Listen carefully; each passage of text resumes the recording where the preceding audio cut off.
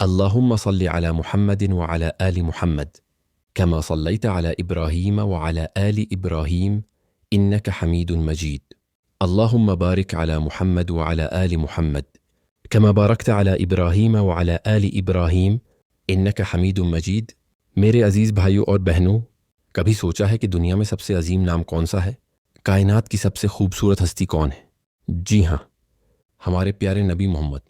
اللہ تعالیٰ نے ہمیں ایک بہت قیمتی تحفہ دیا کہ ہم اپنے نبی پر درود بھیج سکتے ہیں۔ درود صرف زبان کا عمل نہیں، بلکہ یہ دل کی سچی محبت کا اظہار ہے۔ نبی پاک نے فرمایا، جو شخص مجھ پر ایک مرتبہ درود بھیجتا ہے، اللہ اس پر 10 رحمتیں نازل فرماتا ہے۔ سوچئے، صرف ایک بار پڑھنے پر 10 رحمتیں۔